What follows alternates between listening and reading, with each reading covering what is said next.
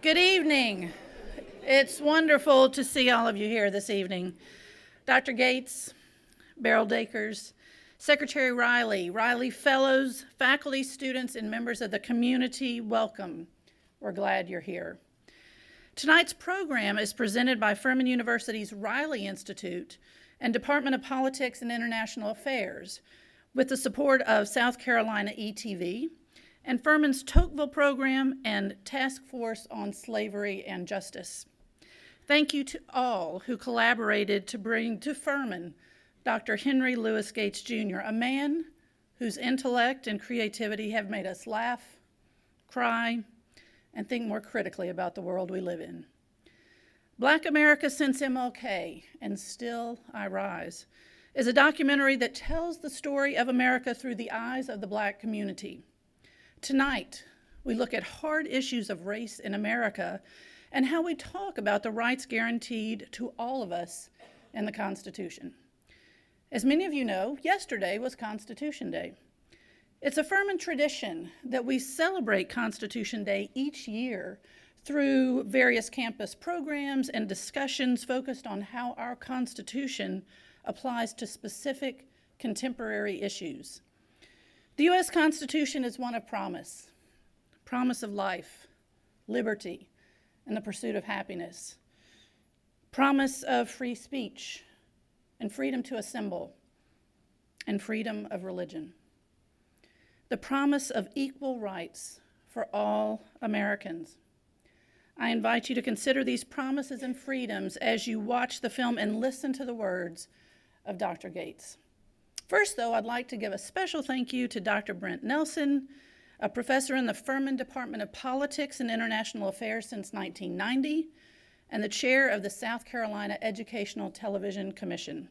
Brent, thank you for all you have done to make this evening possible. Ladies and gentlemen, let's welcome Dr. Brent Nelson.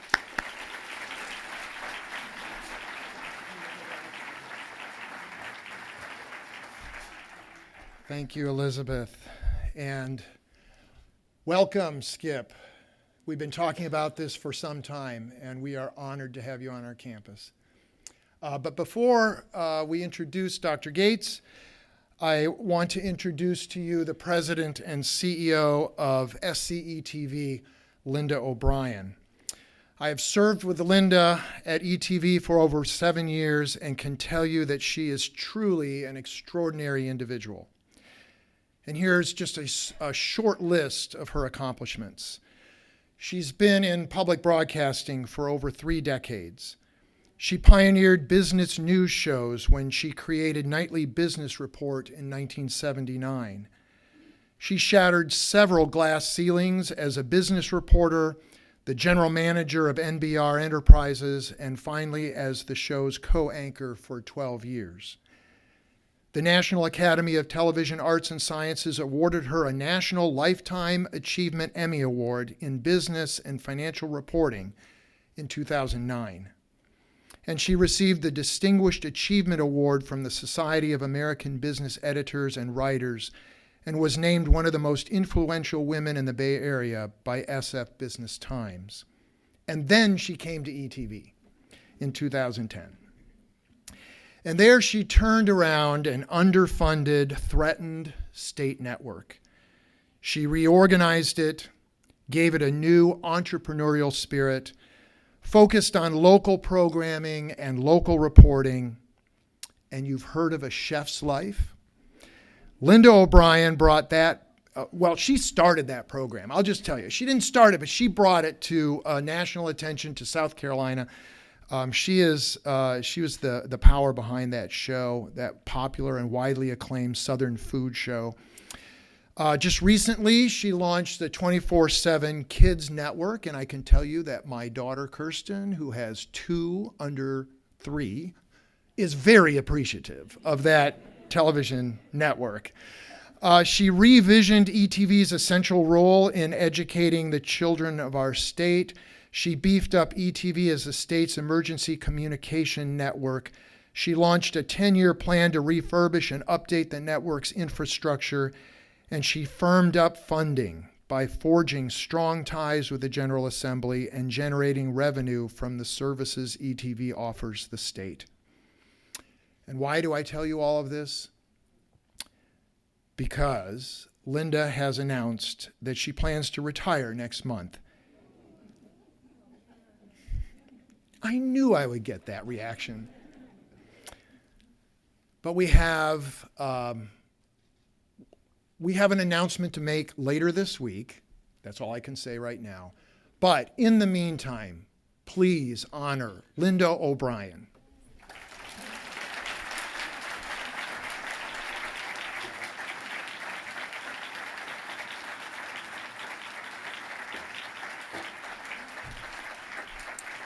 Thank you so much, Dr. Nelson, for those wonderful remarks. And I am humbled to be here at Furman.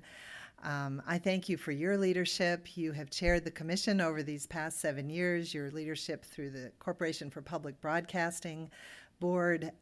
You have done so much for this institution and for public media, so we thank you. We couldn't have done anything without your leadership. So it is delightful to be here, and I want to extend my special thanks to Dr. Davis, to Secretary Riley, to Dr. Gordon, and all of our friends and colleagues at Furman University and the Riley Institute. One of the very first projects that I got involved was the Diversity Leaders Initiative through the Riley Institute, and I'm proudly wearing my pin, here it is, because it was absolutely one of the best programs I've ever participated in. And I just thank you, Secretary Riley, for inspiring this and Dr. Gordon for making it happen. It is such a wonderful program to really work with leaders in understanding this state, its history, and truly understanding about the topic that we're going to be talking about, and that is race and race relations and how we need to move to the next level. It is very exciting to see how all of you at Furman have embraced community involvement with programs like this, community engagement, the Furman Advantage. It's all wrapped up in tonight's program and many others that you all are doing. And as a public media organization, we at ETV are delighted to bring programs like Black America Since MLK and Still I Rise to viewers across this great state. We are very honored that Henry Louis Gates Jr. is with us tonight. Dr. Gates, as you know, has a rich and distinguished career. He is a professor as well as director of African American research at Harvard University. He's also an award-winning documentary filmmaker, journalist, literary scholar, cultural critic, and author. You have seen his writings in publications ranging from The New Yorker, The New York Times, Time Magazine. He is also chairman of TheRoot.com, a daily online magazine he co-founded in 2008. And most likely you know of his work on PBS, including the acclaimed series The African Americans, Many Rivers to Cross, and Africa's Great Civilizations.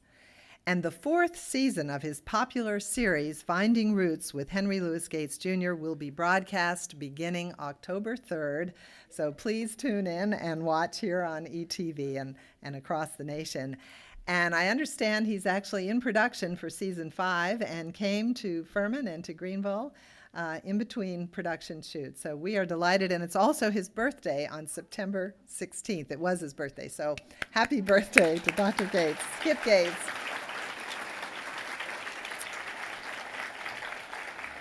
And thank you for coming tonight. Dr. Gates is the recipient of 55 honorary degrees and numerous prizes, including the National Humanities Medal. Tonight, we are going to look at his perspective on Black America yesterday, today, and tomorrow. Black America Since MLK and Still I Rise looks at the past 5 decades of history since the major civil rights victories, and it explores the gains and the persistent challenges of those years.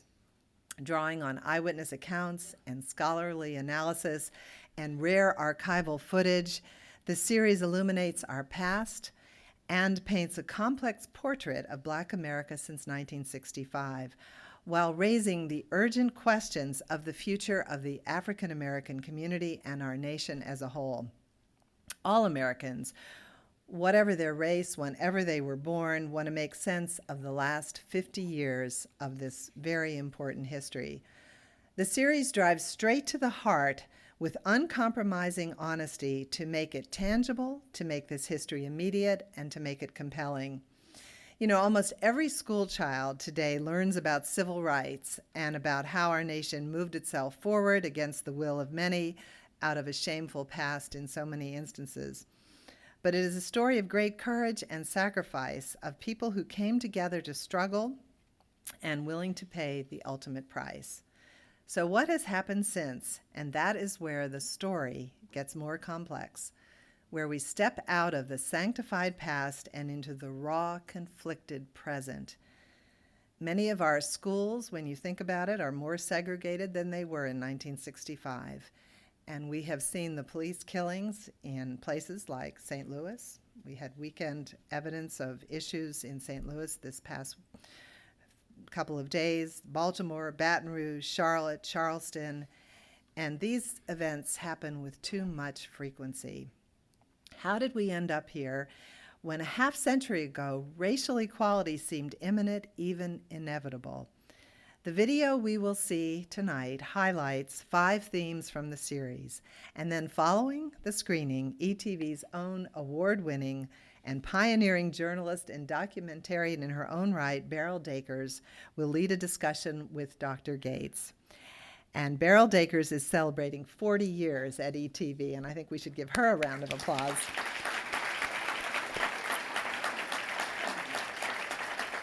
She is a native of South Carolina. She's had a front row seat at many of the most important newsworthy events in this state.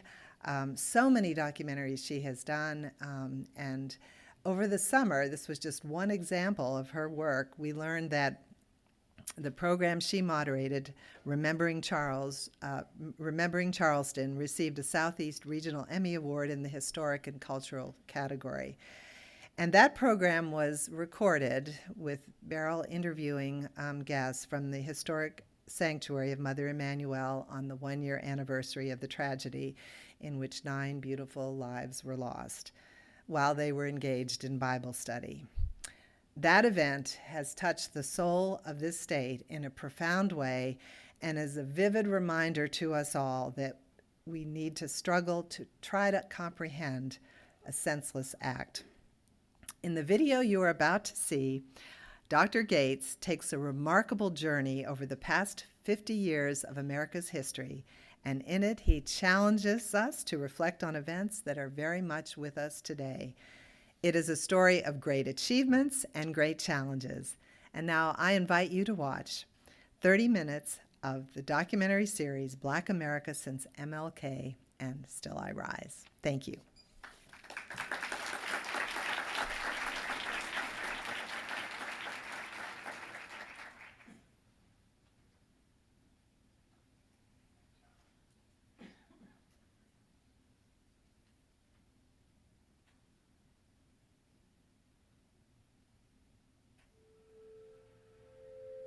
My grandparents were colored.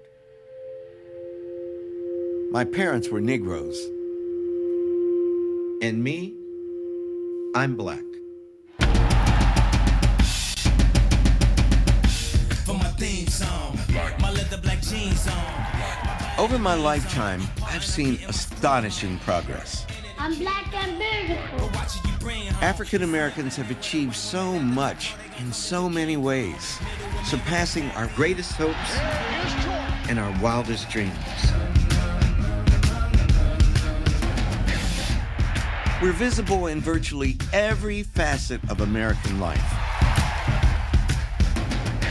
defining its face and its voice to the world. One day, when the glory comes. Yet far too many black lives are still threatened by harsh inequalities. Why do we still have to march to protect our rights? 50 years ago, I thought that by now, we would have been long past all this. How did we get here? How have we come so far, and yet have so far to go?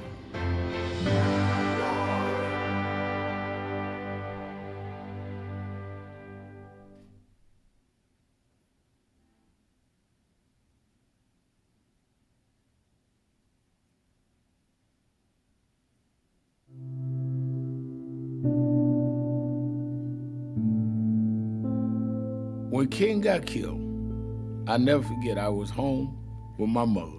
And my mother started crying hysterically, like it was an immediate member of our family. And I said, Ma, you all right? Ma, you all right? She said, you were born and raised here in Brooklyn and Queens. She said, I was born in Alabama. You never sat in the back of a bus. You never had to go to a water fountain thirsty and they say you have to use the colored one. You never wanted to stay in a motel and they denied you. You would have had to live through that to understand who Dr. King was. To you, he was a famous guy that came to the church. But to me, he changed my life. Surely, to goodness, you must have at some point thought, where are the Panthers? Give me a gun. I want to go out and shoot somebody. I didn't. Never once? No, because as a practical matter, how are you going to take on the most powerful military nation in the world with a shotgun? That's impractical. That is a factor. It's impractical. And violence has no redemption in it. And we've been taught to appreciate the power of redemption, that honor and suffering is redemptive. In the wake of Dr. King's murder, rioting erupted in more than 100 cities across the United States. It looked like Watts all over again. But the anger felt deeper. I was 17 years old. As my friends and I watched the funeral procession, I remember thinking that all Dr. King had done, all he had sacrificed, had made no difference. But I was wrong. Progress was taking place in ways that I could glimpse, but not yet fully understand. I think it's important to point out that the actual policies that were enacted in response to the civil rights movement are actually creating more open spaces. So Black folks are more a part of society, like literally are coming out of the shadows, are voting, can move around in public spaces in different ways. Because of that movement, so much has happened. Because of that movement, people have a seat at the table. Because of that movement and the heroes and the sheroes of that movement, America has changed for the better. In essence, the victories of the civil rights movement meant that African Americans were equal before the law. And finally given the chance, we were making significant gains. Some were economic. By the late 1960s, the percentage of Black families living in poverty was dropping. Unemployment was decreasing, and Black incomes were rising at the fastest rate in history. R-E-S-P-E-C-T, kind of what it means to me. R-E-S-P-E-C-T, C-K-C-C. But many of the most visible gains were cultural. Black culture was permeating mainstream American culture like never before. You could hear it in music, see it in advertising. Oh, I don't use just mouthwash, I use Listerine. And even watch it on television. When I was a kid, it was extremely rare to see any Black people on TV. I remember how excited my whole neighborhood got anytime an African American appeared, even in a minor part. When Bill Cosby got a starring role on I Spy back in 1965, we were ecstatic. And by the late 1960s, we started to see more shows with Black stars and Black co-stars. Then, in 1971, there was a show made just for us. Soul Train, 60 non-stop minutes across the tracks of your mind into the exciting world of soul. And welcome aboard for another super hit ride on the Soul Train. Created and hosted by visionary entrepreneur Don Cornelius, Soul Train brought Black music, dancing, and fashion into homes all across America. Back then, when I finally got my afro at 16, Soul Train, I know all of the dances. Don Cornelius, he had the presence to show us how to live our best lives. We wish you love, peace, and soul. Black culture allowed us to define ourselves to the world and to change America in ways both subtle and profound.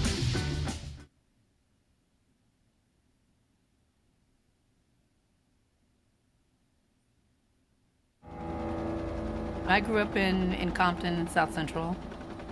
That was a real shattering at that time as a young person in that place, from that place, when you can have evidence of this kind of assault and yet, yet it doesn't matter.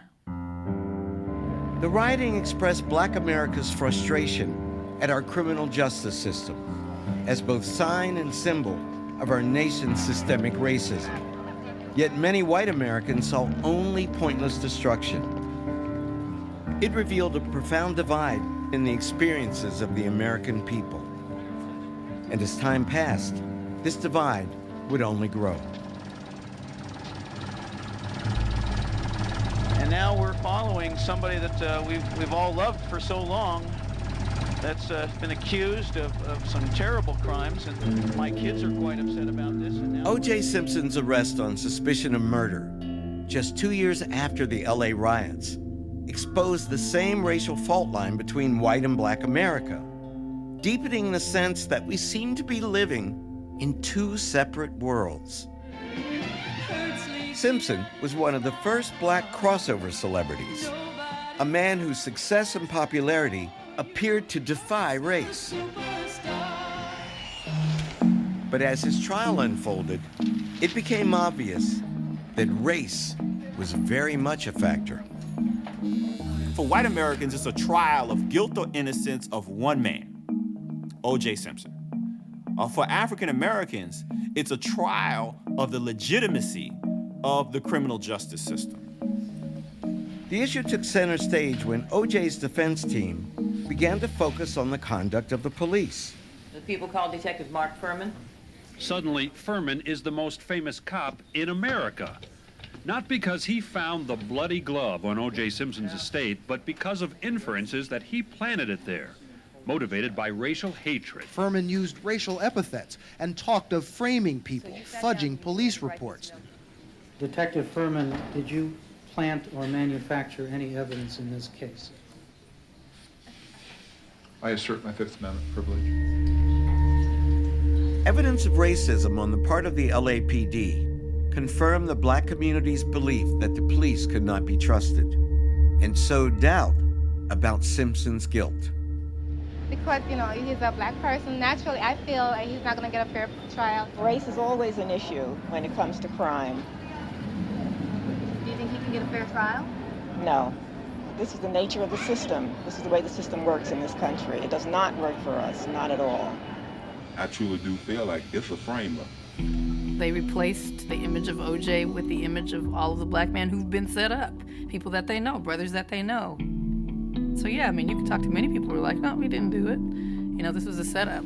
This is People's 164A. Many white Americans saw the same evidence, but came to a very different conclusion. From all the information that I heard on television, I just assumed that he's guilty. Guilty as sin. There's so much evidence. On October 3rd, 1995, as the world waited in suspense for the verdict, our nation's racial divide was out in the open, plain as day. But what happened next stunned everybody. We, the jury, in the above entitled action, find the defendant, Orenthal James Simpson, not guilty of the crime of murder in violation of Penal Code Section 187.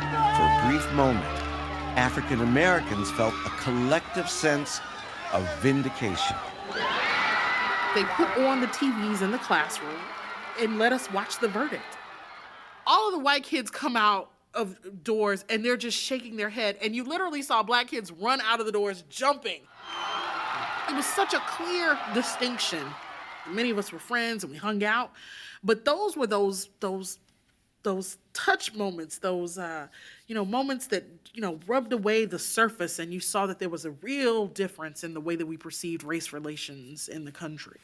For a lot of Black people, this was about a system that had gotten away with murder for so long, finally meeting some kind of limit. Never mind that he happens to be rich and have a great legal team and that you're never gonna get that kind of justice, if we wanna call it that. The point was, finally the system had met some kind of limit. This is the problem of racism in the country, is that it ethically messes us up, right? That because of these past histories of racism and the failure to address and deal with them, then we can see an injustice, and our sense of justice is you got to give us one. You owe us one. While the O.J. verdict exposed the persistence of America's racial divisions, Lift up your faces. it actually came at a time when many African Americans had substantial reasons to feel optimistic. Which will not. History, despite its wrenching pain, cannot be unlived, but if faced with courage, need not be lived again. Lift up your eyes upon this day breaking for you. By the mid-1990s, America was in the midst of an economic boom, presided over by President Bill Clinton, a Democrat elected with the overwhelming support of black voters. Bill Clinton was surrounded by black people. I think he was surrounded by black people the moment he was born. He's so comfortable around black people that often, you look at him and say to yourself, okay, really? There was, at some really base, visceral level, a connection that existed between the president and the African American community. And he was a person who promised to do a great many things, and did do, a great many things. Clinton appointed an unprecedented number of African Americans to high positions in his administration. And under his economic policies, the incomes of black middle-class families rose. The black elite saw its fortunes improve dramatically. And black culture continued to flourish.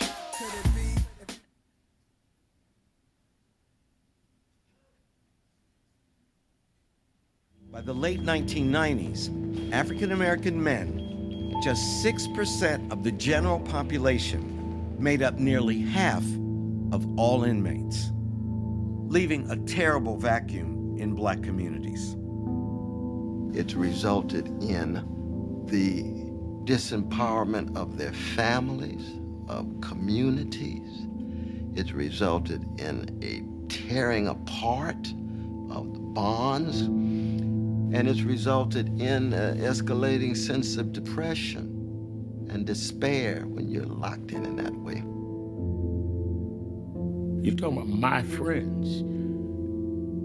We couldn't have reunions because there wasn't nobody there. Everybody was locked up or dead. And connected from the war on drugs to just locking us up. Just locking us up. If I hadn't been in the church, I probably would have been one of them to go down, because mostly everybody else I knew did. Unwilling to give in to despair, black men tried to come together. We came here to be heard, so we came here to make some noise.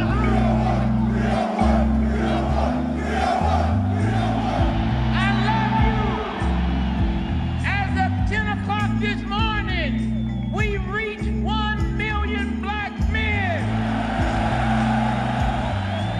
I don't remember it as like some kind of conscious decision to go.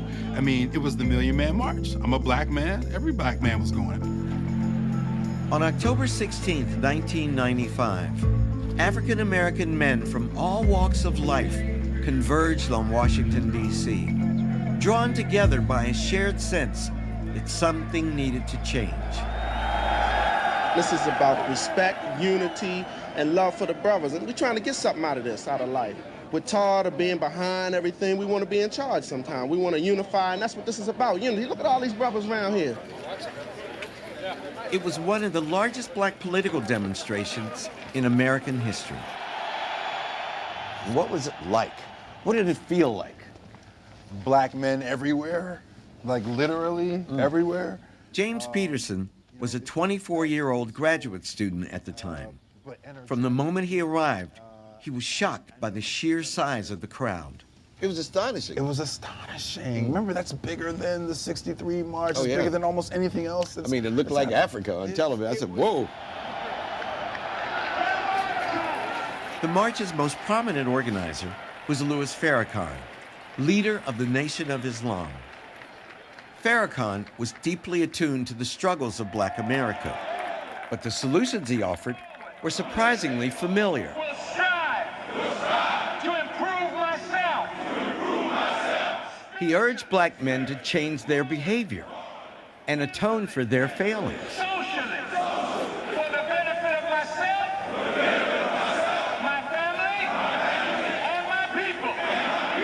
The biggest surprise for me was that the message was not down whitey, critique the system as much as it was individual atonement, individual responsibility. Help me to understand that. I think that surprised a lot of people around the country. In that particular moment, the sense of atonement was very real for a lot of us because we realized as young men that there were some of the trappings of materialism and violence of American society had gotten to us. And we had lost a lot of our friends. We had lost relatives to some of that violence. We had internalized racism. Our people had internalized the way we were being treated. Absolutely, and the way that we were being depicted in the media, and the way that we were being depicted in the music. We are here! We are here! I was at the Million Man March. I respect the Nation of Islam values to bring black men back to their families, to stop this killing in these communities, to stop the disrespect of women, and to really find and claim our place in America. The trouble was, for all its good intentions, the march embraced a strange contradiction. Speaker after speaker attacked a racist American system, but also called on black men to take responsibility for their own lives. The then black mayor of Detroit, Dennis Archer, he's giving a speech, and everybody was cheering, take responsibility. I remember him saying, if the city doesn't pick up the garbage, pick it up yourselves. And everybody is cheering like, yeah, if the city doesn't pick up the trash, pick it up yourselves. And I'm like, wait a second. That's what we pay taxes for, right? Again, it's this sense that the government doesn't have a responsibility, it's you. In the end, more than anything, the march crystallized the central question facing black America at the time. Were the problems we faced really of our own making? Or were they part of the unfinished business that the civil rights movement never had a chance to resolve?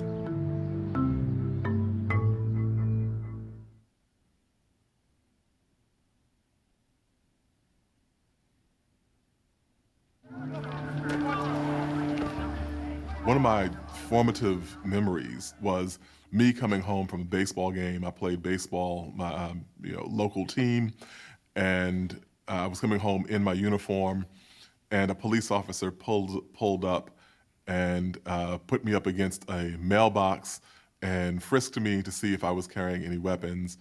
And I was wearing a baseball uniform and carrying a glove. It's not like I was an inconspicuous figure, but this had been something that I had been prepared for by my parents because they understood this relationship between black men and police. So one of the early formative lessons I got from my father was that if a police officer tries to hand you something, never take it because they may simply want to get your fingerprints on something to set you up. It's assumed that you're a suspect when you're black on the street before anybody knows anything else about you, right? Automatically, you're assumed to be a potential disturbance of the peace. That's not something that everybody has to deal with. And it's not something that is comfortable for people to deal with, right? To always be scared that every time you see a police officer, they might be thinking you're a suspect in a crime that happened someplace else, right? That's not full citizenship. That's not full equality. On a shocking number of occasions, racial profiling has led to tragedy. These senseless deaths often disappeared quickly from the news cycle, if they were ever noted at all. That began to change on August 9th, 2014, when a police officer shot and killed 18-year-old Michael Brown during an altercation in Ferguson, Missouri. The conflicting accounts of what led to the shooting have never been reconciled. But regardless of the circumstances, the sight of Brown's body lying in the street for hours was an outrage. The picture of his body in the street is being tweeted and they still haven't removed it. Why is this happening? Why is this boy lying dead in the street? Black people know what it means when a black kid is killed by somebody that is white with power and the body is left there to terrorize the community. You took my son away from me. You know how hard it was for me to get him to stay in school and graduate? You know how many black men graduate? Not many. Because you bring them down to this type of level where they feel like I don't got nothing to live for anyway. Hands up, don't shoot, hands up, don't shoot, hands up, don't shoot, hands up. The night after Brown's death, local residents gathered in protest, and the police response shocked the country. It looked more like a scene from war-torn Iraq than a suburb in Missouri. It was the tanks that made everybody pay attention. Conservative white folks, Republicans and Democrats and white people across the spectrum saying, why do you have a tank in Ferguson, Missouri? Why are the police in military riot gear? You must disperse the area immediately. You are in violation of the state-imposed curfew. The police had every type of machinery you could ever have, and we got tear gassed. And I was like, this is just not the America I know, right? Like, I cannot believe I'm getting tear gassed when the police had killed somebody. I was like, this just isn't okay, right? And I'm just one of many who like stopped being silent because of what happened in August. DeRay McKesson, a former math teacher, was appalled by what he saw on the streets of Ferguson. He left his job to become a full-time activist, joining a rising groundswell of outrage, unified by a simple but powerful slogan that had been created just a year before by 3 young women, Patrisse Cullors, Opal Tometi, and Alicia Garza. I felt like it was important to have another voice out there that was saying, you know, this isn't about some deficiency that black people have. This is actually about the racism that's in the DNA of this country. Something like, black people, I love you, I love us. We matter, our lives matter, Black Lives Matter.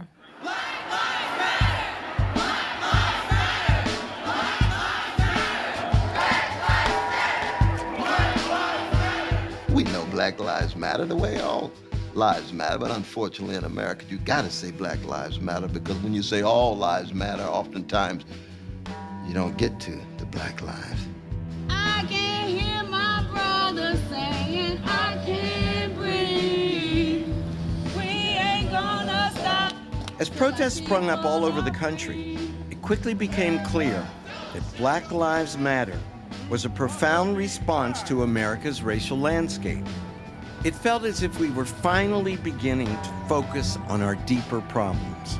Just a few months ago, you weren't hearing conversations about race in America. And in fact, we were being told that we lived in a post-racial society. And what has been exposed is that that's certainly not only not true, but that the lives of black folks, both black Americans and black immigrants and black people all over the country, have been unfairly targeted for demise.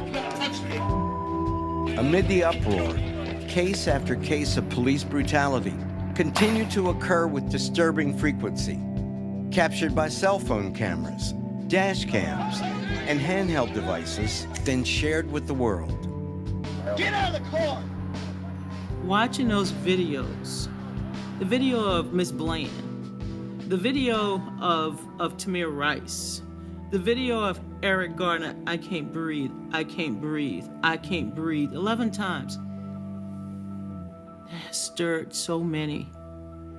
That has stirred something in so many. Are there more incidents of violence against black people by the police? Or are we just more aware of it because of digital media? The only thing that's different now is that the truth is becoming mainstream. And we get to control it. We don't need a breaking report. We can be the breaking report. But I think that people have the sense that more of these acts are being committed because they're seeing it more. That feeling makes sense to me. It's probably a natural response. Because for some people, they had never, ever thought about the police as anything other than the most heroic of all public servants. But we know that there have been many people killed by the police way before August 9th. That, like, Mike Brown was not the first victim of police violence. That so many other people were killed before, but in those moments, we didn't necessarily have the tools to talk about it. As young activists exchanged photos, videos, and eyewitness accounts on social media, they kept racial injustice and police brutality in the public eye, offering hope that things might change. And yet, the killings have continued. Today is about honoring Freddie Gray and laying him to rest. When 25-year-old Freddie Gray was fatally injured by Baltimore police officers, the city exploded in rage.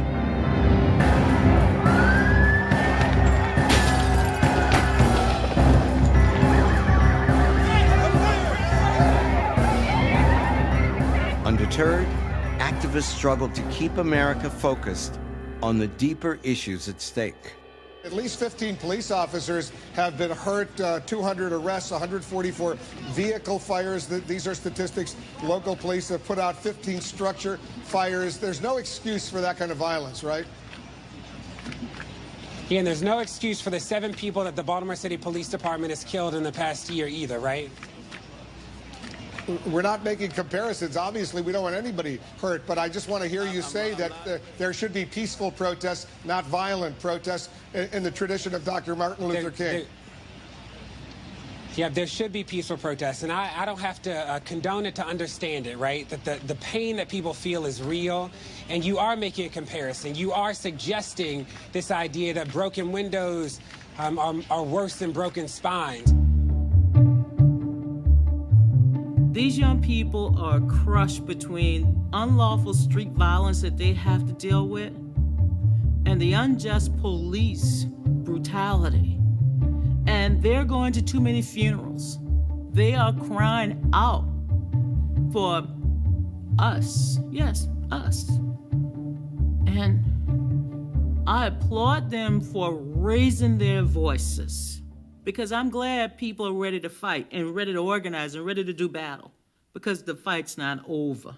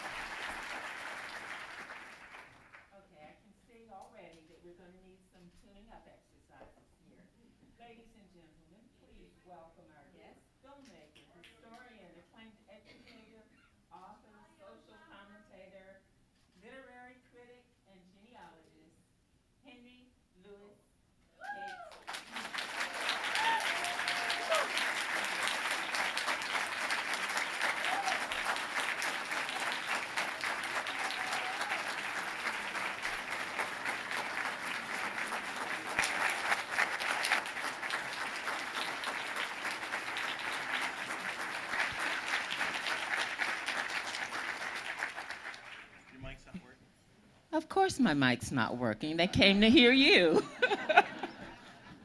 But that's okay. We're going to do this the right way. And thank you for that applause and welcoming our guests. Skip, I got to tell you now, I have watched that sampler and the 4-hour series from which it was extracted on numerous occasions. And I always come away with the same feeling. First of all, it's a marvelous compendium, and we commend you for that. But it leaves me with such a sense of conflict and contradiction. I mean, on the one hand, there is all this progress demonstrated, and you get a sense of hope. And then on the other hand, there's this sense of stagnation and regression, and you get a feeling of despair and depression. So the series was finished about 2 years ago. How should we view it? what ought to be the feelings that come to mind? Well, before I answer that, can you hear me? No. Okay. Before I answer that, I just want to say what a pleasure it is to be at Furman. I'll tell you why I'm here. I'm here because I have a very good friend, Brent Nelson, who's on the Corporation for Public Broadcasting, whom you have the pleasure of having on your faculty. And Corporation for Public Broadcasting funds Ken Burns, and they fund me, and they fund a lot of other people. And it's a very, very special entity. And I've spoken before the Corporation for Public Broadcasting several times, and Pat Harrison, who's the CEO, is a very close friend of mine. But the only academic, the only other professor in the room when I do was Brent. And so we had formed a kind of silent special bond. And he, asked me if I would come down, or I might even have volunteered to come down.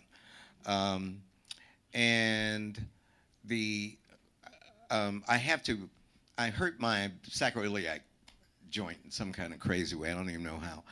And I have to have this is TMI, but I have to have this steroid injection tomorrow in New York City. And I'm on crutches. Well, I don't usually walk on crutches. But I came anyway because I wanted to uphold my commitment to this brother and to you. So give it up. Give it up to Dr. Nelson.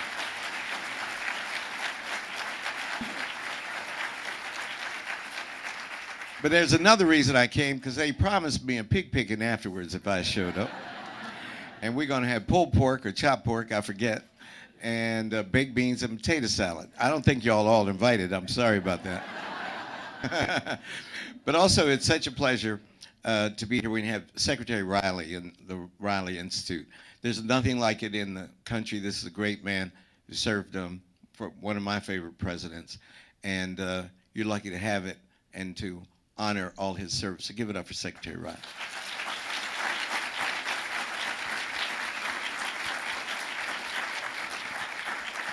Now, I did all that, so I didn't have to answer the question. So what's your next question? No, it wasn't even my idea to do this series. It was Ken Chenault. And as you know, Beryl, Ken Chenault is the CEO of American Express. And he's a very good friend of mine.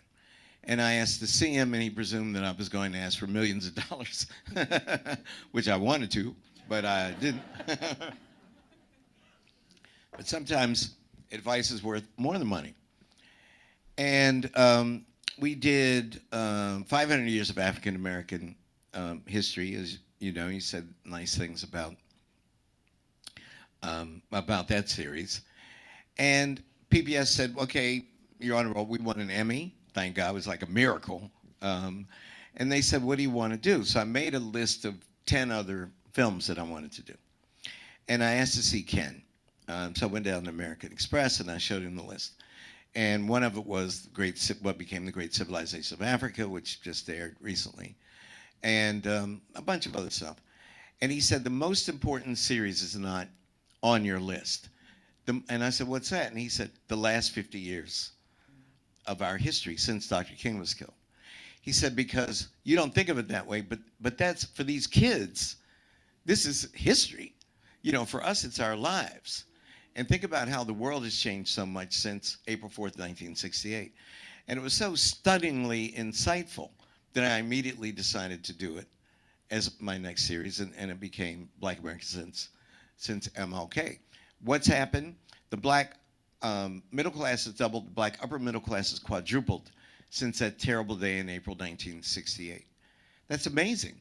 But at the same time, the percentage of Black children living at or beneath the poverty line was 41% when Dr. King was killed, or 2 years later, 1970. And the last measurement I saw, I think it was 2 years ago, it was 37, 38%. How could that be? How could that be? You would think that if the Black upper middle class quadrupled, right, the percentage of Black children went down by proportionally, but that's not what happened. In effect, we have two parallel lines running within the race. That's the other thing I wanted to do. Everyone talks about the Black-white wealth gap. But there are 42 million African Americans. There are more African Americans than all the people in Canada. You know, we, as Martin Delany said in 1852, we are a nation within the nation. And I wanted to talk about what was happening when, as Du Bois put it, when you lift the veil. What was happening within the black community. So, to paraphrase Dickens, of course, for some of us, people like you and me, it's the best of times. And for other people, it's the worst of times. Look at the number of black men who were incarcerated in 1970. I think it was 183,000. And 2014 is 830,000. You have to fact check me, but I think that they're right. It's incredible. I mean, we can't imagine that shift. So it's when I went to Yale in 1969, I was part of that affirmative action crossover generation. Why do I say that? I say that because the class of 66 at Yale had 6 black men to graduate. The class that entered Yale with me had 96 black men and women. And it was an amazing group of people. Sheila Jackson Lee, who is Congresswoman at Barbara Jordan's seat in Texas, in Houston. Kurt Schmoke, the first black mayor of Baltimore, now president of a college. Madam President, thank you for your hospitality. And this pre-med guy, he didn't hang out much. You know, we used to have what we call Spook Weekend. So we could get collard greens and fried chicken, and we could slow dance. I think you're telling too many secrets. No, it was true. It was true. And, Yale only went co-ed the same year that they let in all these black people, 1969. So the ratio of men to women, it was rough, I tell you that. I asked Sheila Jackson Lee for a date. She told me come back 3 years. Like maybe her dance card might be, might have a vacancy. But there was a little nerdy pre-med kid there. I always forget his name. Oh yeah, Ben Carson. Yeah, he was we were all there together. And we were enabled, we were all smart. I mean, we deserved to be at Yale. We all did very well, thank God. But we never would have gotten into Yale without affirmative action, because Yale and historically white universities, and I'm sure it was true at Furman, just like it was at Harvard and Yale, had a strict quota, a racist quota on the number of black people allowed to matriculate. But for the reason I'm mentioning this is that we were very self-conscious about reaching back, reaching down. And you remember, as the black club women at the turn of the century said, lifting as we climb, that we thought that it was a political action to be admitted to historically white power institutions like the Ivy League. And our job was to integrate Wall Street, integrate the power structure. You know, maybe one day there'd be a black president, you know, but that we would serve as a leadership class and enable other black people to go up the socioeconomic scale. As Alani Guinier, whom you know, put it, my colleague at the Harvard Law School, first black woman to get tenure at the Harvard Law School, affirmative action was a class escalator. But it's not anymore. And what happened was that many of us rose in black upper middle class quadruple, but then it's like that escalator, someone hit the power switch. And so that social mobility stopped. And now, if you look at my kids who sit in my classes at Harvard, most of their parents, I would say, are upper middle class, not first generation or not first generation Ivy even. And so that's very, very different. So in a way, this is a wake-up call. And this series was meant to be a wake-up call for people within the race, that we cannot be content with our success, that we have to keep fighting to get the brothers out of prison, to get more integrated schools, to get people to finish high school, to get better public schools, have a revolution in public education, and to get more kids from elementary school into high school and into college, into the middle class. We can't rest until that happens. And so, of course, you're taking me far afield from where I thought I was going with this discussion. But let's talk about that a moment. Let's talk about what we all term the divide and conquer strategy. Because what happens is when you become a part of the existing mandate, then you are no longer a part of those from whence you came.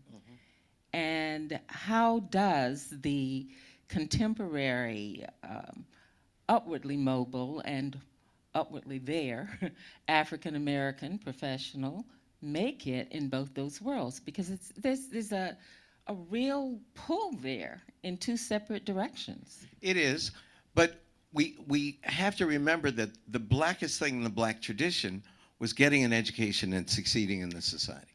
And one of the worst things happened to our people is that I remember reading a survey in the Washington Post, 10 years ago, and it listed things white for inner city black kids. You know what was on the list? Speaking standard English, getting straight A's at school, and visiting the Smithsonian. If anyone had said anything like that when we were growing up, your mother would smack you upside your head and said, "What's wrong with you?" The whole point, Frederick Douglass said, you had to steal a little learning from the white man. The slave had to steal a little learning from the white man. Our heroes in the 40s and 50s were Dr. Du Bois, Mary McLeod Bethune, educated black men and women, and not just basketball players and baseball players and entertainers.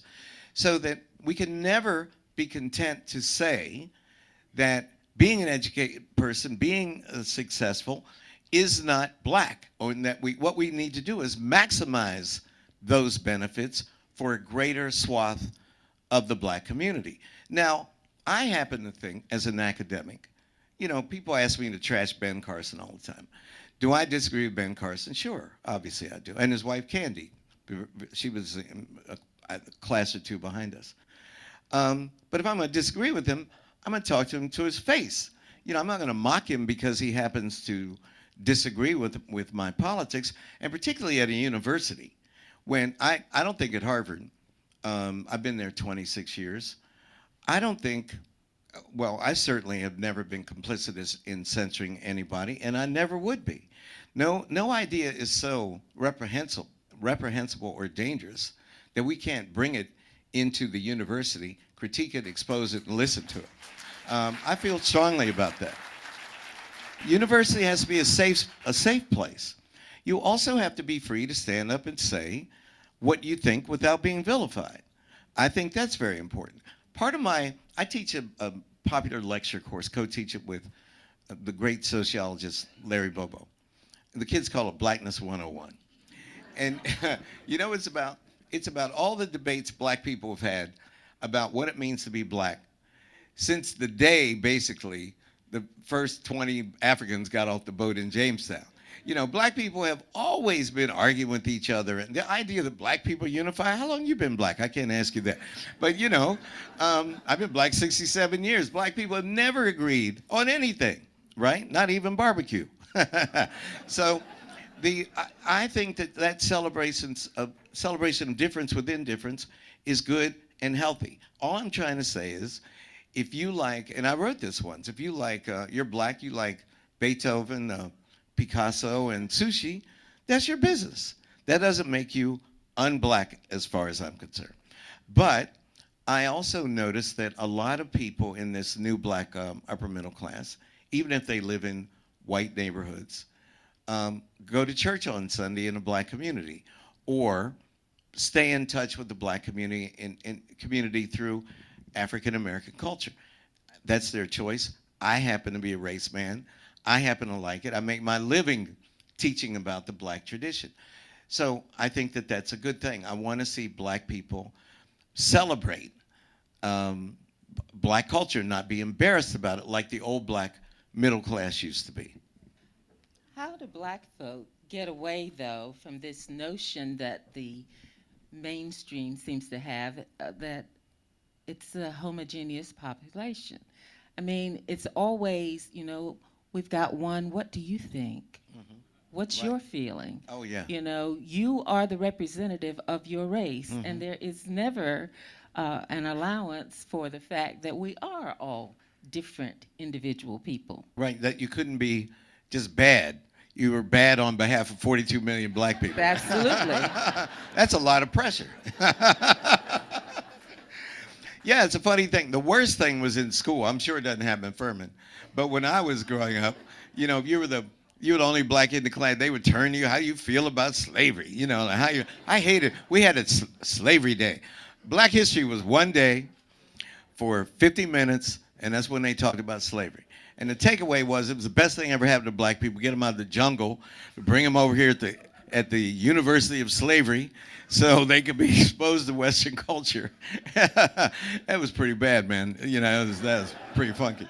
And then they would turn to you. I remember Mr. McHenry in the 6th grade. There were 3 black kids in my class. I grew up in a town, 2,000 people, an Irish-Italian paper mill town in the hills of West Virginia.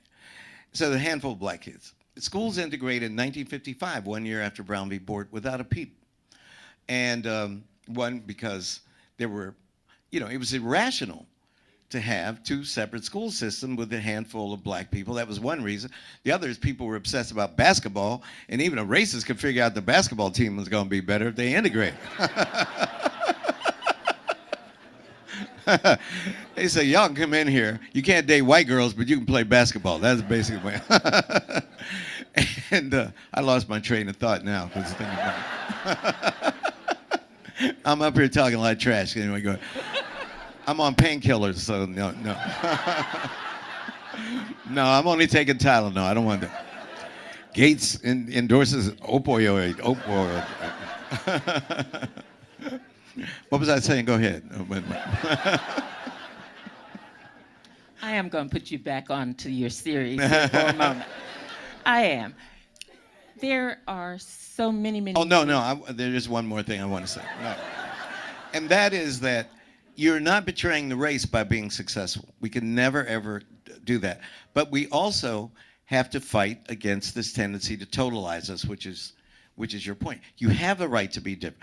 If you're a Republican, you have a right to be Republican. If you're a Democrat, left, right, or center, you have the right to do that without someone calling you not black. And that was my point. The reason I teach this course about the debates within the race, because when we were, at the same time we were integrating Yale, there were all these ideological bullies running around. There were Black Panthers, there were Nation of Islam, there were Amiri Baraka and Maulana Karenga, you know, wearing dashikis and speaking Swahili, and none of them ever said you weren't black enough unless you endorsed their ideology. And I always said, I was raised to be a doctor. My brother's an oral surgeon. And my mama in heaven, I hope, for her, in heaven, Father, Son, Holy Ghost, and a medical doctor. That's just the way the pantheon worked. And I didn't become a doctor. I became a different kind of doctor. And I said if I was ever in a position of power to be a role model for younger black kids, I would show them that there has always been difference within difference, that within the race there have always been debates. There's not one way to be black. And if anyone ever tells you there's one way to be black, you can tell them because you're black, you know, whatever. I feel strongly about that.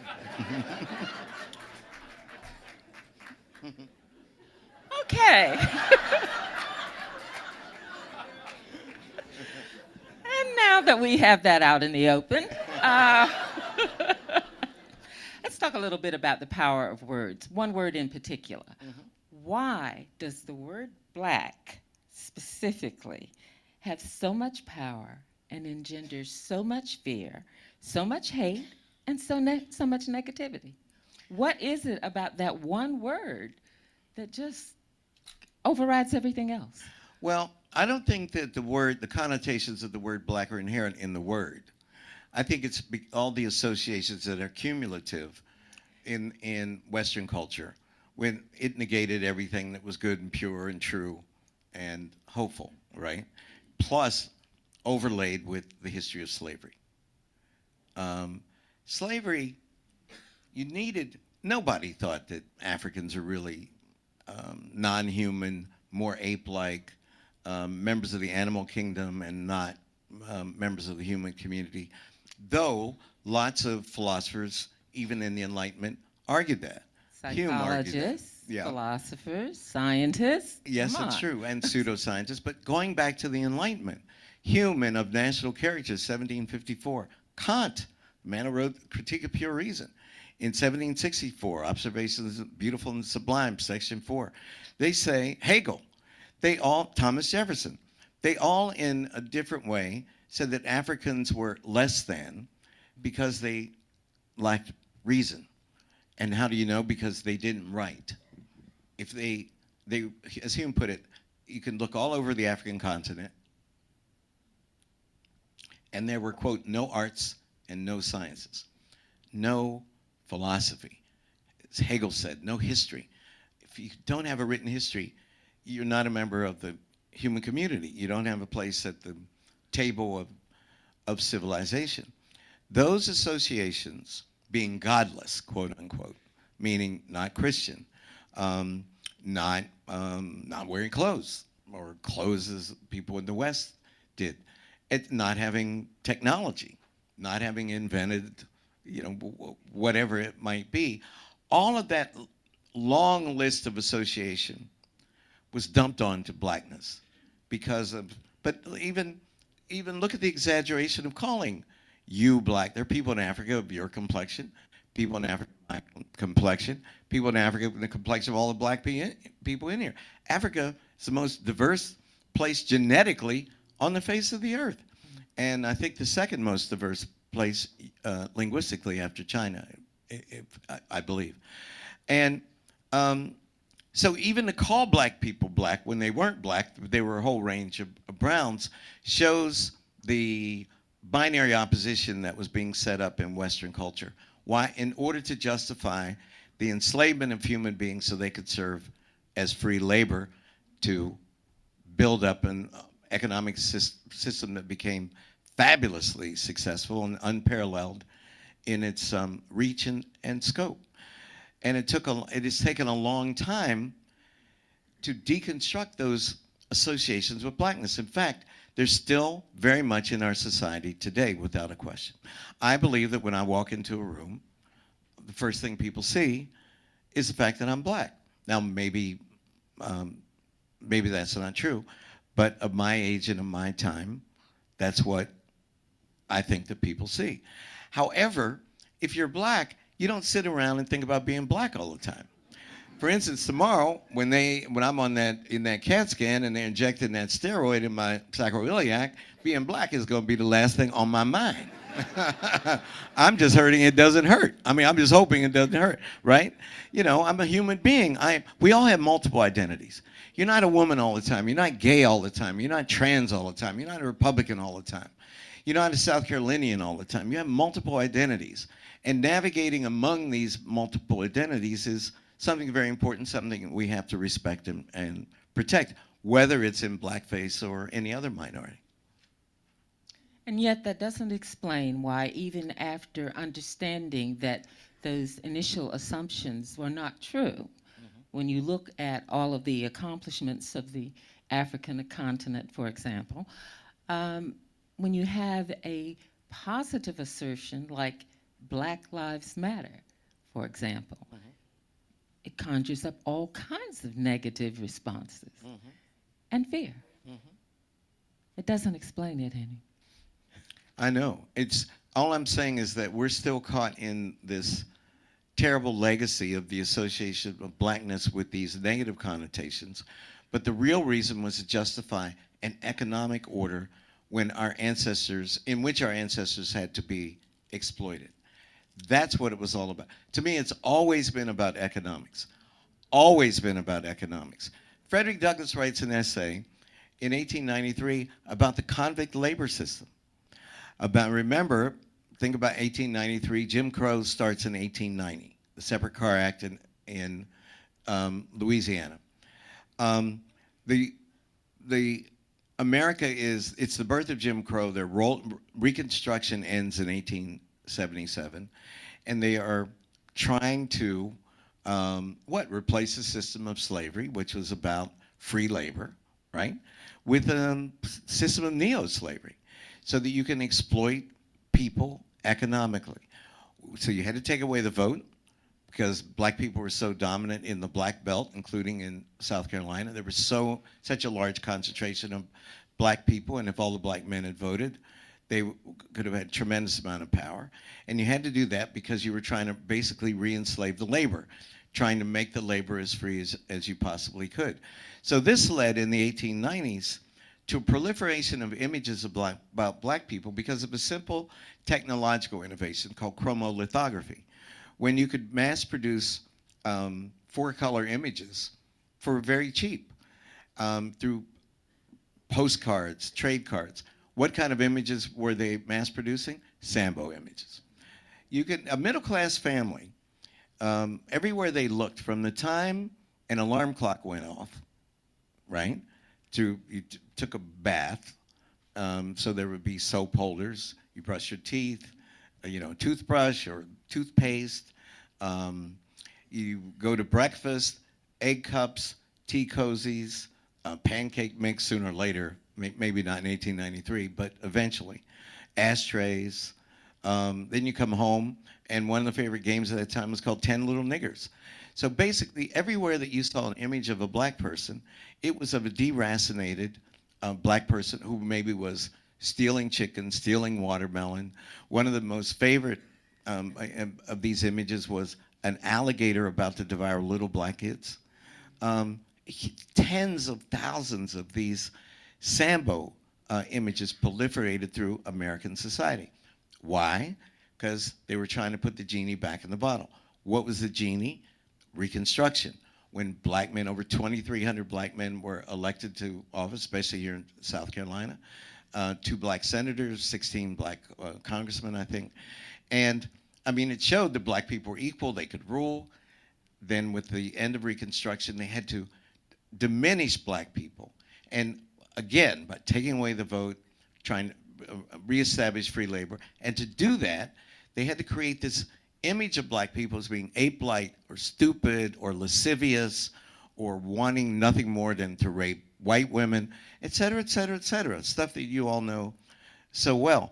All those connotations are inherited by us in this society today when you hear or see the word black. That's my point. But it starts really in the Renaissance and in the Enlightenment. Okay. In the interest of time, I can't build this the way I'd like to, so I'm just going to ask you straight out. Are we currently in a post-Reconstruction era? Well, the reason I wanted to do Reconstruction, I mean, let's see, 10 years of maximum black freedom followed by a hard right critique rollback. What's that sound like? There you go. That's what I'm asking. That is. So it's very much a foreshadowing of what I think that we're seeing now. 8 years of a black president, followed by systematic attempts to roll back a lot of the progress that we made under an Obama presidency. So I'm not going to say that explicitly, but I think anybody will be able to see it. Sounded pretty explicit to me.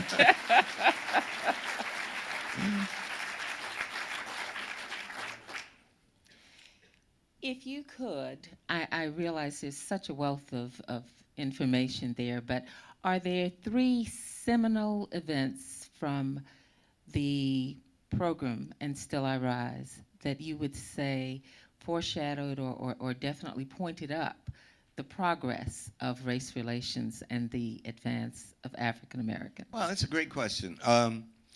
The most exciting for me, it's unpopular to say it because of recent events, but when Bill Cosby in 1965 got a starring role on a recurring, weekly drama, he was an I Spy with Robert Culp. Man, we watched that like, wow, this is like a Martin Luther King speech or something. That was civil rights by Hollywood. And, he was a former Rhodes Scholar. He'd come back. He was CIA agent, pretending to be 2 tennis bums, he and Robert Culp. That was great. When Uhuru kissed the Captain Kirk, that was a big victory for interracial marriage. Or when Captain Kirk kissed everybody in the universe. Finally, he got around to Uhuru. That was very important. We all cheered that sister on.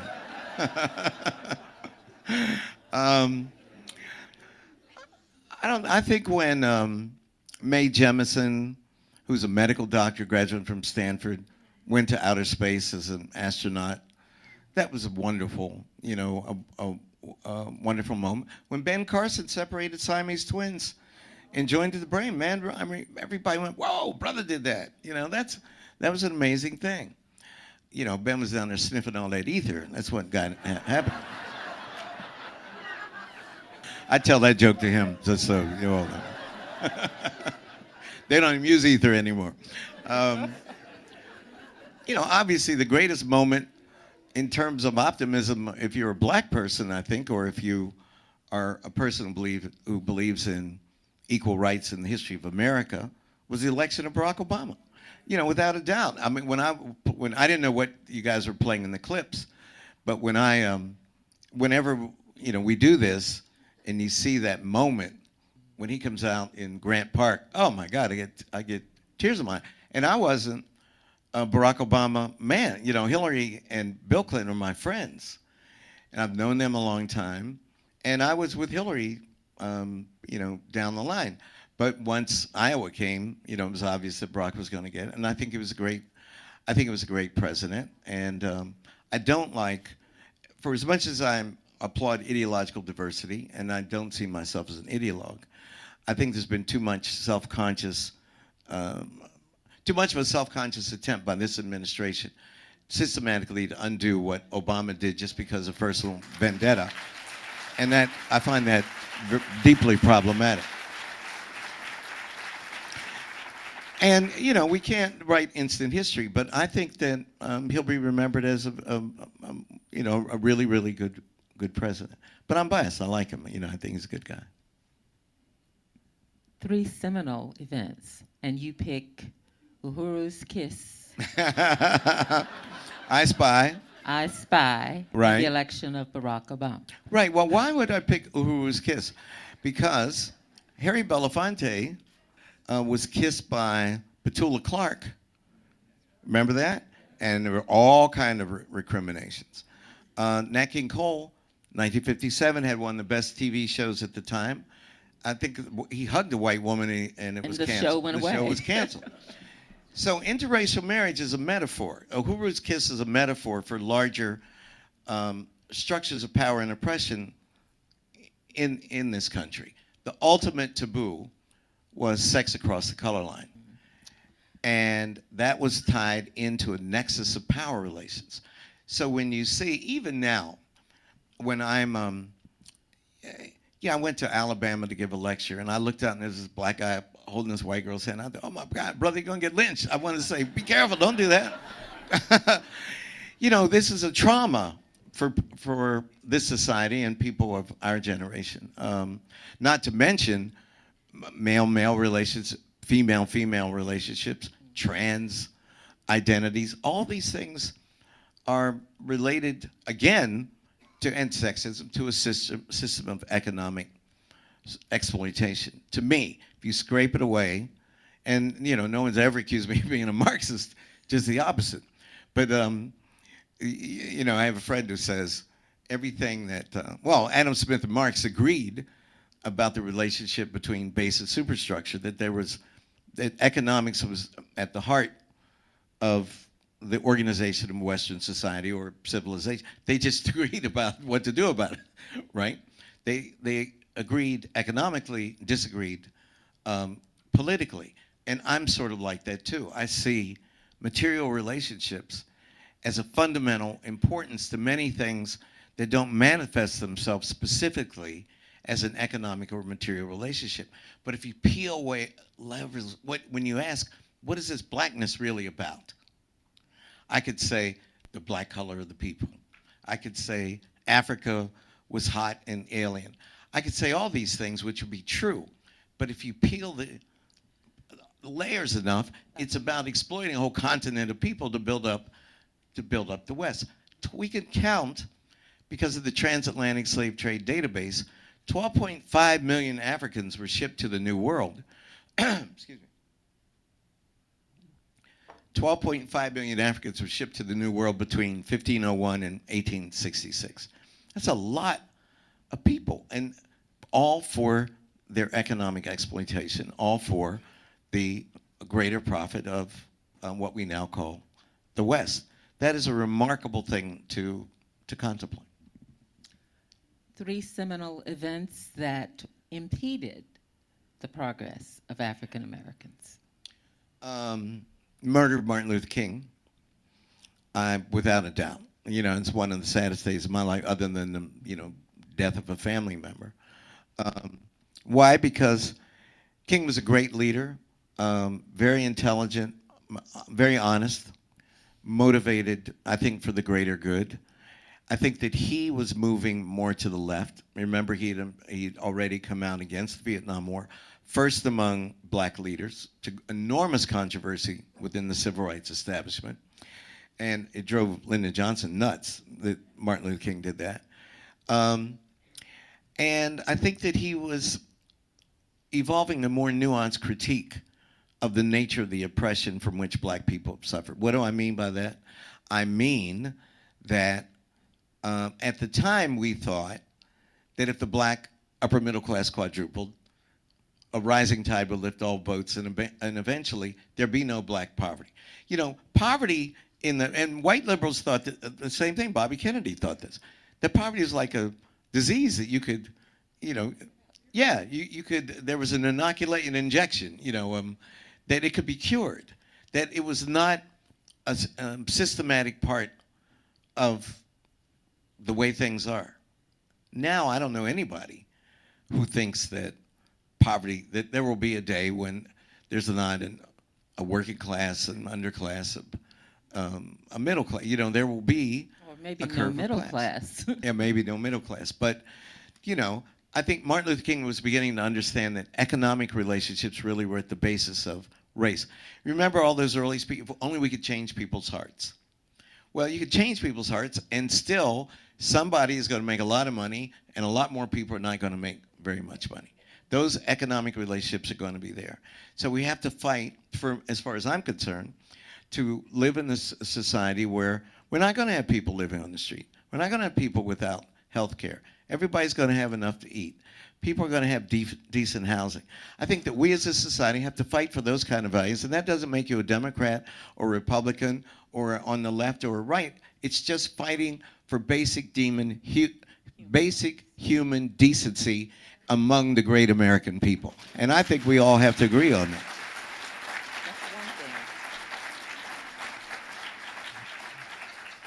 Professor, that was one thing. Okay, Bakke.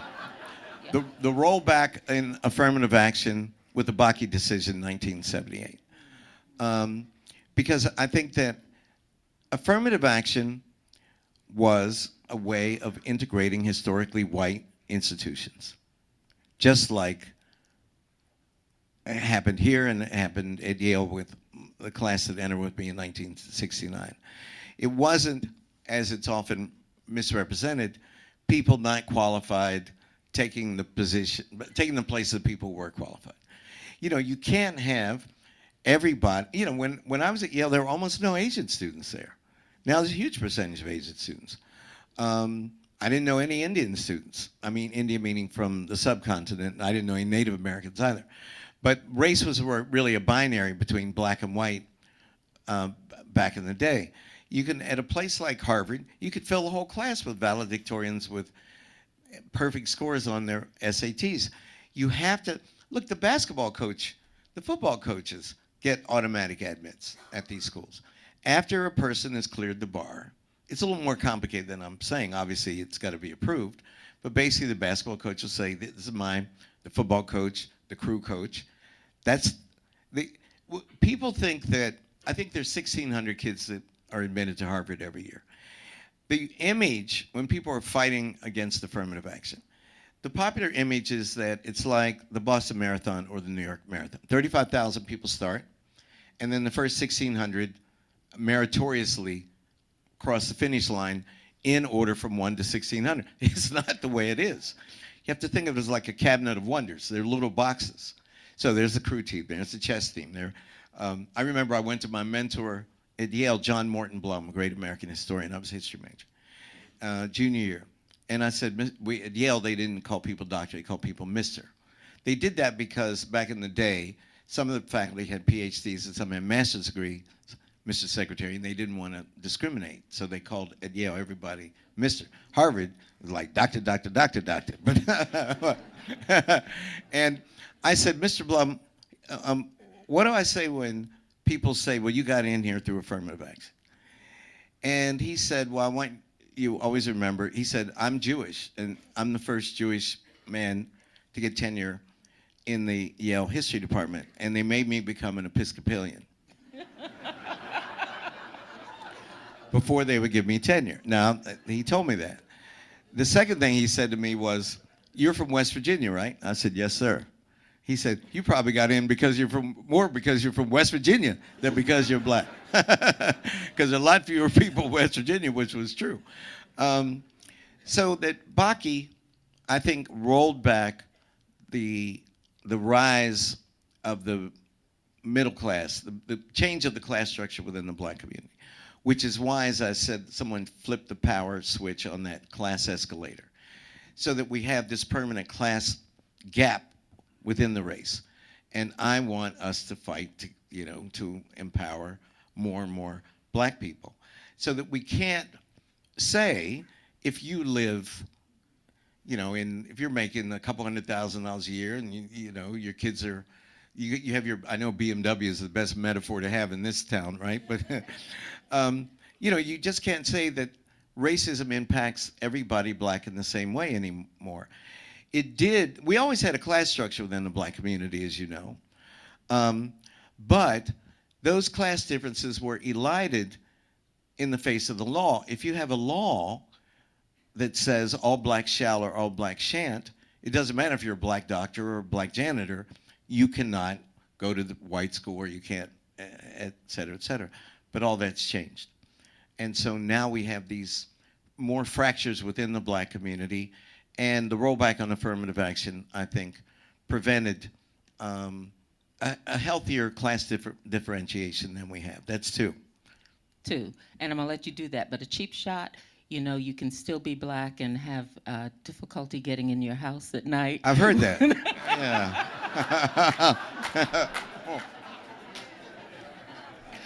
Not anymore. You know how many people, I go through airports all the time. Not like OJ, right? You know how many people say, "Hope you got your keys, hope you got your keys." I go, "Wow, that's the first time I ever heard that, brother. Thank you very much." That's okay. You know what we did? Marielle and I, we bought a new house. We moved to the other side of Harvard Square a year ago, and we just moved. We had it renovated for 10 months. No keys. We have a dial pad, Good deal. Number 3, quickly, too. Hillary's a loss. Hillary's a loss to me, because so many things that Barack started will never happen, or not going to happen in the next 4 years, or maybe the next 8 years.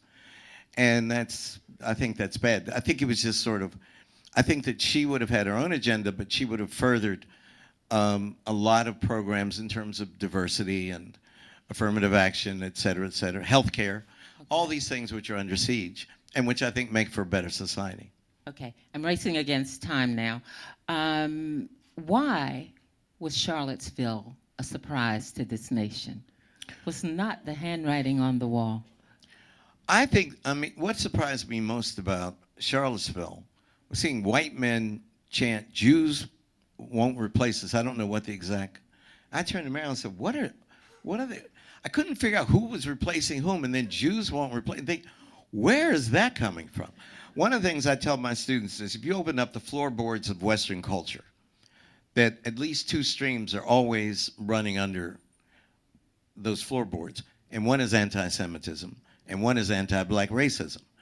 And woe to the person who is Jewish, who doesn't understand that history, and woe to the person of African descent. We're all of African descent. 50,000 years ago, everybody, all y'all's great-great-grandparents are black running around in the jungle. That is the way it is. Now, I know some people might not like that, but that is a scientific fact. So whether you're, but I'm talking about recent Africans in the last 500 years, anyway. So we take events like the Emanuel 9 murders here in South Carolina. We take Charlottesville. We take St. Louis. We take all of these places and these events going on and on and on. And what does that say, since it's Constitution Day, about the protections allegedly afforded to us by our 3-point system? If the executive branch, the legislative branch, and the judicial branch all start leaning the same way. I think that what I'll get to that, but going back to Charlottesville, when people in upper middle class neighborhoods aren't breaking into each other's homes, right? People who are chanting Jews won't replace us and demonizing black people and gay people, et cetera, are frightened people. And they're frightened because of the economic order. You know, it's like a leitmotif in our conversation. But when people are afraid, they find scapegoats. Jews, please, black people, women. And that's what we see. Now, the leadership in this country can either exacerbate fears or they can speak to and assuage those fears. And I don't think that certain segments of leadership in this country are assuaging those fears. I think that there's an unfortunate climate, and I'm not trying to demonize anybody, including the President of the United States, but I think there's too often been, since the election, a climate of tolerance for these right-wing extremist ideas, and I think that that's fueling them. So we are in a very complicated economy. We live in a complicated world. We can't go back to, look, when I was growing up in Piedmont, everybody was going to, come back and live there. The paper mill was booming. And if you didn't go to college, you were going to get, if your father was a worker, you were going to get in the craft unions. Then you get a mortgage, and then you buy a home, and then you get 2 cars and live happily ever after, right? That's gone. Piedmont looks like a ghost town, and it's not going to come back. I don't care who's in the White House. So we have to educate people about a new economic order, and along the way, and it's terrifying. And along the way, we have to keep them from demonizing the other, whether the other is a person of a different religion or no religion at all, or different sexual preference or orientation, or different so-called race or ethnicity. And that's what we see. That's what we saw in Charlottesville.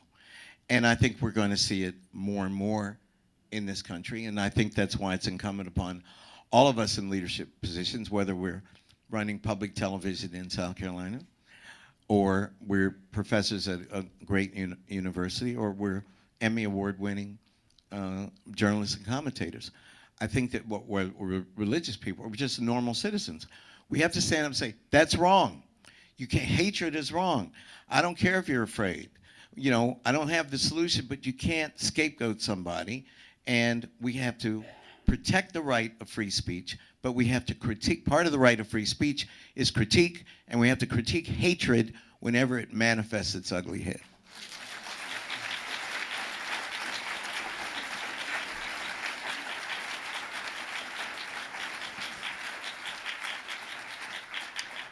As you might imagine, I have a slew of questions I'd like to continue, but I can't afford to be selfish here. Dr. Gates, I appreciate the opportunity to talk with you. I'm going to put you on the spot right now.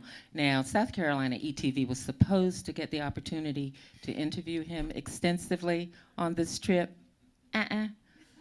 When you get that hip fixed, you come on back to us. I promise. You just interviewed me. Give it up for Beryl, please. Give it up for Beryl.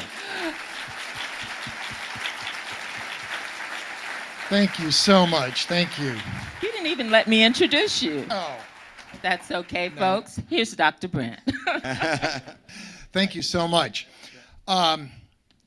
You all are what are between Dr. Gates and the pulled pork. But I know you all are exploding with questions.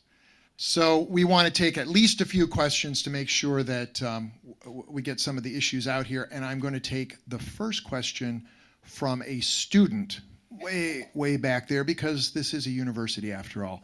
So I'm looking for a hand. I see that hand right back there. Stand up, and a mic is coming to you. And it's right behind you. So please introduce yourself and then address your question to Dr. Gates. Hi, Dr. Gates. Hi. My name's Claudia Leslie. Hi, Claudia. You talked about Charlottesville I wanted to hear your stance about the removal of Confederate statues, and if you think it's our responsibility to do right by race now, despite the history. Mariel and I, we argue about this in our household, but like once a day. And I argue with my colleagues. There are multiplicity of opinions about this. Some people think that they should be taken down, obviously.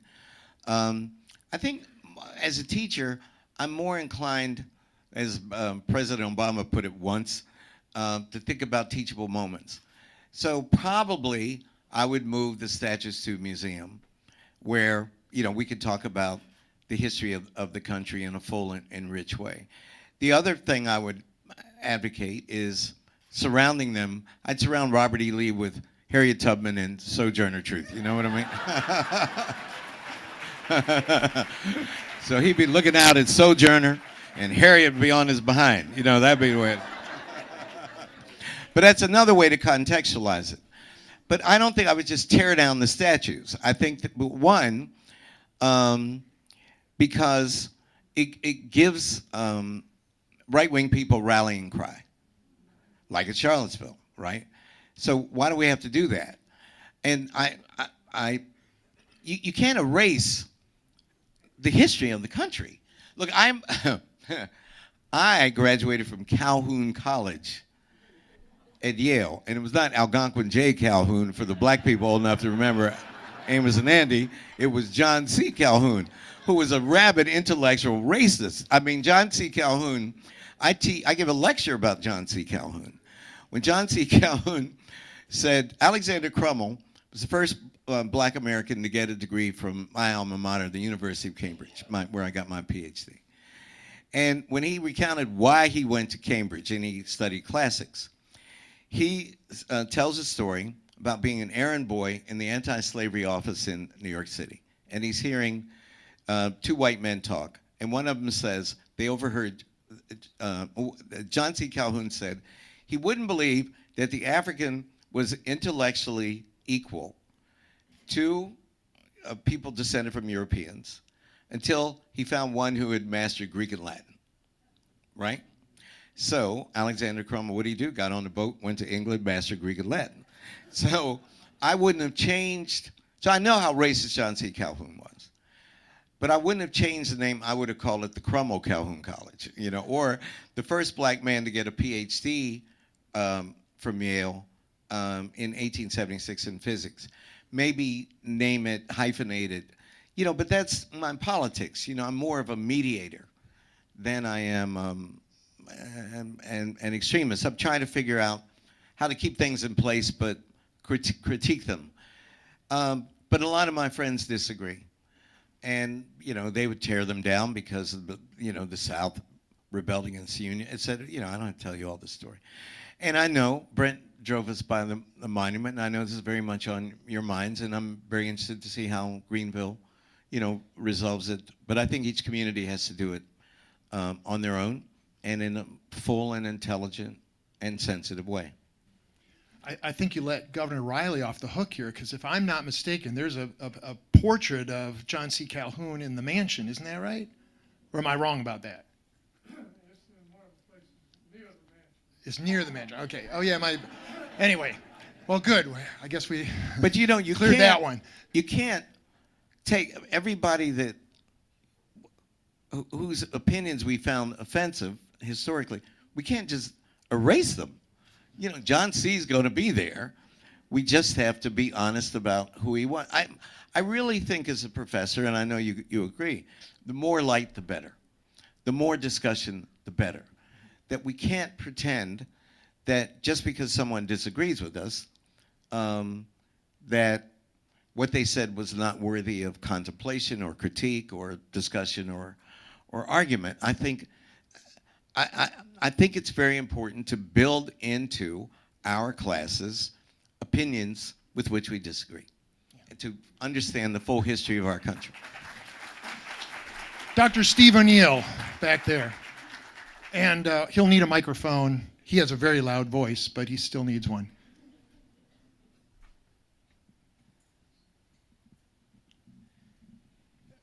Professor Gates.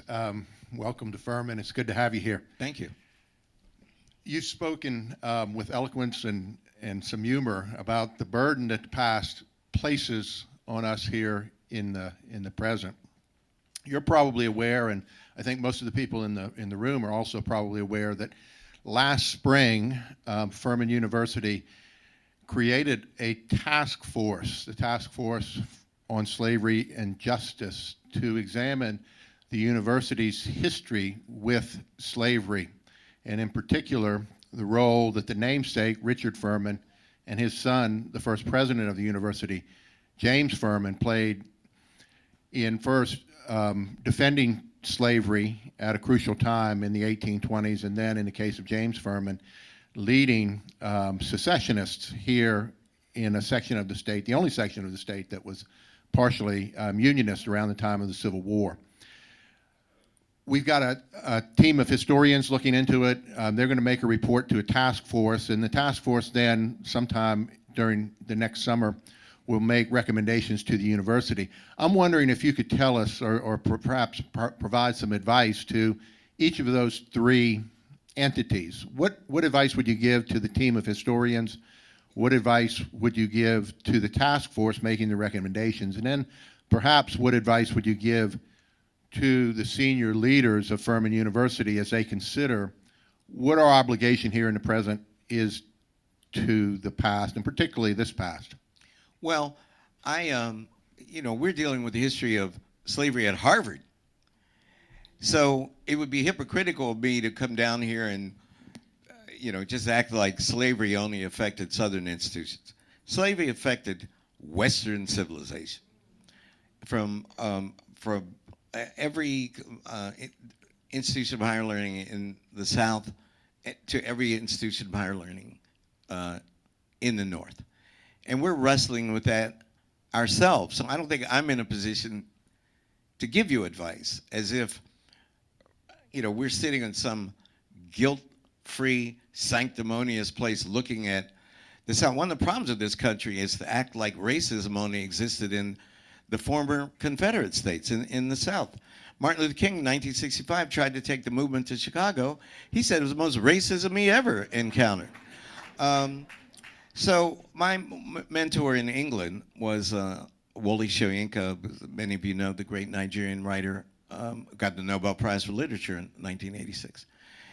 And he told me, he gave me a bit of advice, which is when I'm in another country, in someone else's home, and someone puts a microphone in my mouth and asks me would I comment on like politics in Kenya or in Uganda or in Cuba. Mariel's from Cuba, just take a pass, right? I mean, I'm an expert in my own country, and something of a minor expert, I guess. I've been at Harvard for 26 years. I can't give you advice. My only advice would be to try to tell the truth in its full complexity, to try to be open and transparent about your findings, to share it, starting with small groups and large forums, to have a full airing, both on campus and off, with people in the community, and let people be angry, let them shout, let them cry, let them be outraged, because it's a messy path, a messy past. So I don't have any glib thing to be a hypocrite. We don't even know what we're doing about it at Harvard. I would like to see it admitted that slavery was a horrible thing in and of itself, wherever it existed. It was a horrible thing in the history of an institution of higher learning. And that there will be some kind of memorial to that fact and some kind of, not remedy, you can't undo it, but some way to speak to, some reaction to this fundamental aspect of your institution's higher learning that you think makes it better, or at least is it airing it, or at least is furthering the larger causes of the pursuit of truth and light, which is what Furman and Harvard and every other institution of higher learning in this country really should be about. That's the only advice that I could give. Last question to somebody down in the front here. Anybody? Right here. Yes, you. Yeah. Yep, it's coming. It's coming. It's coming.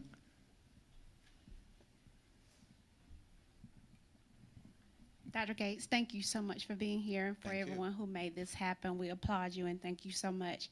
Just want to hear your thoughts about the current state of police brutality and what's going on in our country. It seems that racial profiling has now been replaced by killings of African American men in particular.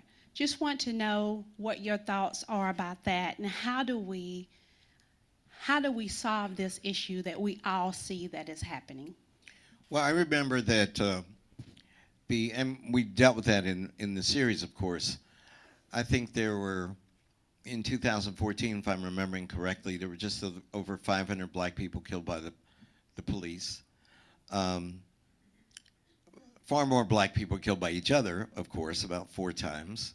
And it's true in the white community, too. But the fact that we have mobile phones, et cetera, social media is exposing a problem that, as you know, if you're black, has been around for a very long time. That we're terrified of the police, terrified of seeing, flashing light in your rearview mirror because you're completely powerless. You could be stereotyped, you could be victimized, and you end up in the bowels of the criminal justice system, and terrible things can happen to you. It's one of the reasons I never talk about my own arrest. I don't, because my producers begged me to put it in this series and in the Many Rivers to Cross. But by the time I got to jail, the legal counsel at Harvard was there, half the faculty in my department. Everybody knew it was a mistake. They couldn't let me out until the judge signed some kind of order. And he was in another part, he was in a suburb of Boston, and so I was in jail for 4 hours. I mean, in the care, as they say euphemistically, of the prison system. But it wasn't as if I was lost anonymous. You know what I mean? I was fingerprinted. It was a horrendous thing through the beer summit. It was a nightmare of my life. But it was not like a normal person or a normal black person being arrested or victimized by the criminal justice system. I remember one of the principal planks of the Black Panther Party was community control of the police. Free breakfast program, everybody forgets that, but the Panthers had a lot of good things on their 10-point program. And I think we can have community control of the police, but we need more and more people from neighborhoods, particularly black neighborhoods or ethnic neighborhoods, to be part of the police force that is monitoring those neighborhoods. I believe that every squad car should have a video camera, whatever it's called, and every officer should when they come upon a person. Again, I think more exposure, more shedding more light on the relationship between the police and the inner city community, particularly, which is what we're talking about. And not only the black community, but the Hispanic community. But not only the black and Hispanic community, but poor white communities too. Because I grew up with poor white people. A lot of my friends from home, the people I graduated from high school with, voted for Donald Trump. They told me a year ago, Donald Trump's going to be, I go, what are you talking about?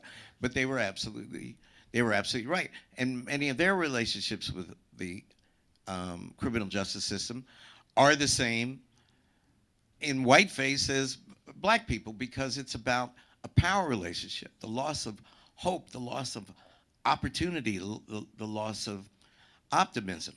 So critique, exposure, education, demanding responsibility of individual police officers, and the training of the people who are in the police force to understand institutional racism, situational racism, unconscious bias.